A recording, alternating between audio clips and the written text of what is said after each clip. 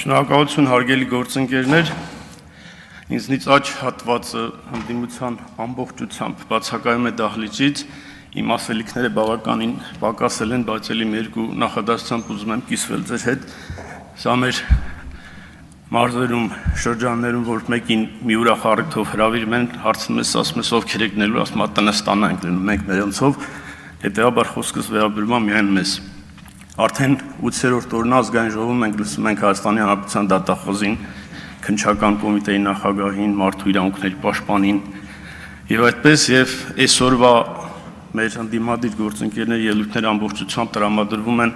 հենց այդ կոնտեքստում, որովհետեւ տարիներ շարունակ մենք լսել ենք մամուլի հրապարակումներից, որ Ռոբերտ Քոչարյանը 10 տարի պաշտոնավորելուց հետո Հայաստանի Հանրապետությունից գողացել է միլիարդավոր դոլարներ, խոսքը 4 միլիարդի մասին է, եթե թիվը իրականում ճիշտ էլ չի, այն ինչ որ այսօր դատախազությունը պահանջում է Ռոբերտ Քոչարյանից, դա շատ մեծ գույքի մասին է խոսքը։ 4 միլիարդ դոլարը Ռոբերտ Քոչարյանի պաշտոնավորման տարիներին, որ բաժանում ես, ամեն օր 1 միլիոն 100,000 դոլար գումար է։ Ամեն օր 1 միլիոն 100,000 դոլարը մեր պետության բավականին մեծ պաշտպանական դիրքերի մասին է խոսում, մեր դպրոցների, մեր մանկապարտեզների, մեր սոցիալապես անապահովների, մեր թոշակառուների, մեր զինվորների, բժիշկների, ուսուցիչների աշխատավարձից տարած գումարը, որը դեռ հետ չի եկել։ Բայց ինձ ոչ այդ 4 միլիարդը, ոչ այդ գումարն է հետաքրքիր, ինձ հետաքրքիր է մի հարց, որ Ռոբերտ Քոչարյանը իր որդուն պետքա գործուղի ազգային ժողով եւ Ռոբերտ Քոչարյանի որդին ազգային ժողովի այս ամբիոնից պետքա պատասխանի մի հարցի։ 23 թվականի Հակարի կամրջի դեպքերից հետո Ռոբերտ Քոչարյանը եւ քո հորողբեր Սերժը կամուրջից են կողմ ինչ են թողել։ Ինչն են կորցրել։ Ինչա մնացել այնտեղ եւ ինչ է ստեղ։ Հենց էսա որ պետքա 150,000 հոգի մարդ որ տուն-տեղ կորցրած եկել աստեղ ապրում, այդ մարդկանց վերքի վրա աղայք անում։ Այդ մարդիկ ովքեր գերեզման են թողել ձեր վարած քաղաքականության պատճառով։ Հիմա նայում եմ դրոշները, Արցախի դրոշը։ Այս խմբակցության հիմնական կորից դաշնակցությունն է, ով տարիներ շարունակ 100 տարի Թուրքիայի դրոշը վառելա, մտածել որ Արևմտյան Հայաստանի ու ցեղասպանության հարցն ա լուծել։ Արցախի դրոշները բերել ազգային ժողովում դրել են, մտածել որ Արցախի հարցը լուծել են։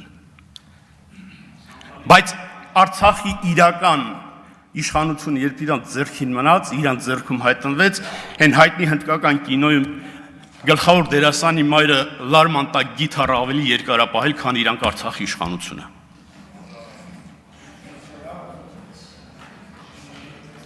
Արցախում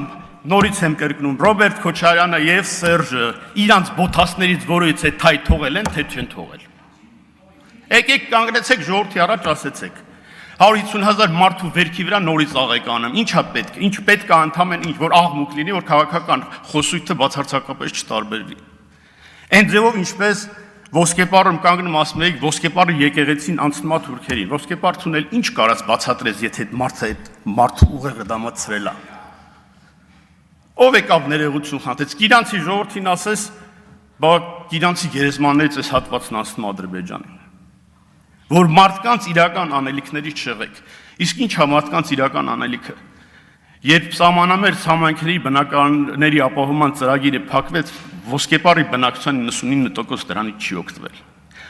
Կառավարությունը նորից ծրագիրը բացել է, որ այդ մարդիկ օգտեն, որովհետեւ այդ մարդիկ լարված մթնոլորտներին չէին հասկանում, այս պետությունն ինչ անում։ Իսկ պետությունն ինչ անում։ 1830 թվականին Բերքաբերի բնակչությունը եղել է 305 հոգի մարդ, որը մոտավորապես 60 տուն է։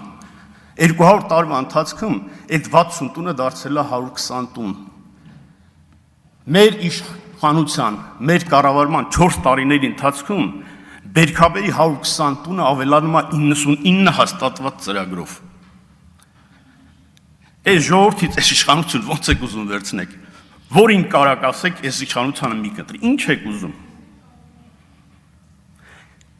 Չեմ ուզում երկար խոսամ, բայց ասածս պնդում եմ, Ռոբերտ Քոչարյանի որդին պետք է գա ստեղից հայտարարի, թե իրանք ինչ են կորցրել։ Շնորհակալություն։